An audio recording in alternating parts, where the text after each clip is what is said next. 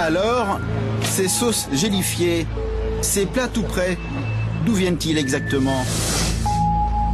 Quelque part en région parisienne, l'une des nombreuses grandes surfaces réservées aux professionnels. Ici, sur des rayonnages entiers, les restaurateurs viennent se fournir en produits bruts, comme en plats cuisinés. Et le choix ne manque pas.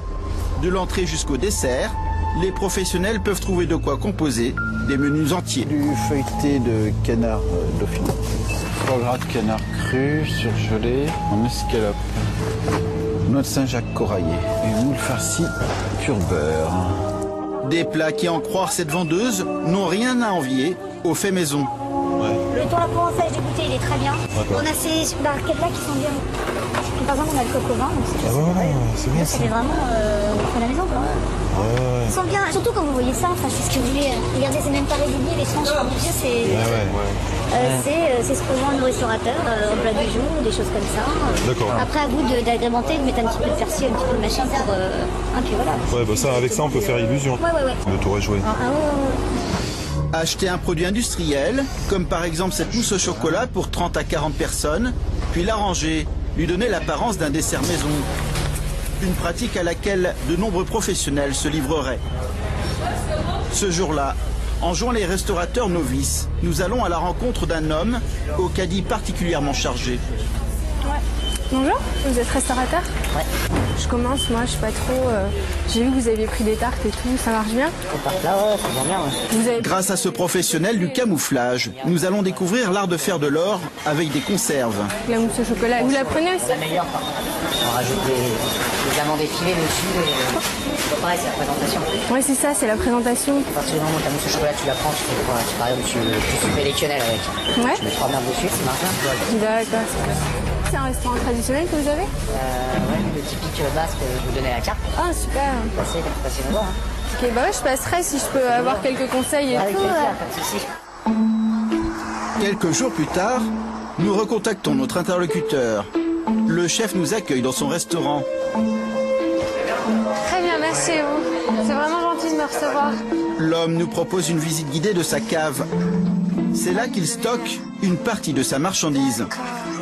Je vais vous expliquer un peu sur tout ce qui est conserve, ça vaut pas cher. Ouais, ça c'est quoi? L'émincé de veau? D'accord. Les boîtes? Et c'est au milieu de toutes ces boîtes qu'il nous dispense son premier conseil. Ok. Ne lance pas sur des trucs avec vachement de produits frais, vachement de trucs, parce que Voilà, c'est contre d'hygiène, les normes d'hygiène, là c'est mal de chez moi. Donc la conserve, ce genre de choses qui sont plus faciles. D'accord. Et si le restaurateur aime autant la conserve, c'est d'abord parce qu'elle offre un avantage de taille, pouvoir recruter en cuisine un personnel peu qualifié. La base, c'est sincèrement, c'est ce qui se passe partout en cuisine, c'est de travailler avec les Sri Lankais. C'est des gens qui sont réfugiés politiques, tu peux déclarer. Il y en a énormément sur le marché. Ouais. Il y a plein de réseaux qui s'occupent de ça, qui sont bosseurs. C'est des gens qui font des heures, ils ont besoin de bosser. Par contre, il faut leur montrer ce que tu veux. D'accord. C'est une photocopieuse, quoi. Mais tu dis. Ouais, je vois. Il applique la tâche. Ok. Et c'est agréable. Côté salle, le midi, les clients se pressent pour venir déguster cette cuisine basque un peu spéciale. Côté cuisine, nous découvrons les deux employés sri-lankais.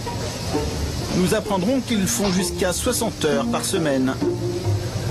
En dehors de quelques saucisses à griller, voilà en quoi consiste l'essentiel de leur travail. Ça, vous mettez ça au micro-ondes? D'accord. Réchauffer des plats au micro-ondes. Il y en a 6 au total et ils ne chôment pas. Voici comment se préparent les raviolis de canard. Plat, une boîte, 8 plats. 8 plats avec une boîte? La recette est simple. Bien étaler la conserve au fond d'un plat à l'ancienne. Ajouter une touche de fromage râpé. Puis faire gratiner le tout. Après, chauffer 5 minutes. 5 minutes? Là, c'est bon, ça part au micro-ondes. 5 minutes, c'est déjà beaucoup. Pour le plat du jour, un saumon à l'oseille, déjà tout prêt, que l'on aperçoit ici baignant dans sa sauce. L'opération est plus courte.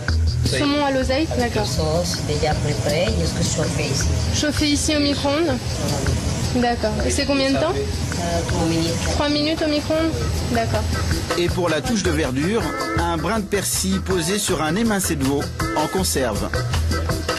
Un commerce légal et lucratif. Ce jour-là, le restaurateur va nous remettre un document qui en atteste. Ça traîne pas, personne. Ça c'est quoi? Ah, ça c'est gratuit. Ah, ouais, Carte tête, tu auras tes produits. Il s'agit des marges réalisées sur chaque plat, des chiffres instructifs. Nous y découvrons que le plat de raviolis de canard, facturé 11 € au client, lui revient en fait à 1,61 €, fromage râpé inclus. Quant à la Shoah, l'émincé de veau vendu 13,50 €, il coûte moins de 4 € par personne. Cela fait cher, les 5 minutes de micro-ondes. Sans compter que dans l'assiette, le résultat n'est guère réjouissant. Ah ouais, c'est du lourd là. Malgré leur camouflage, certains plats ne respirent pas la santé. Ah, c'est le gros bac en plastique, tu sais. Alors là, je crois qu'on atteint les sommets.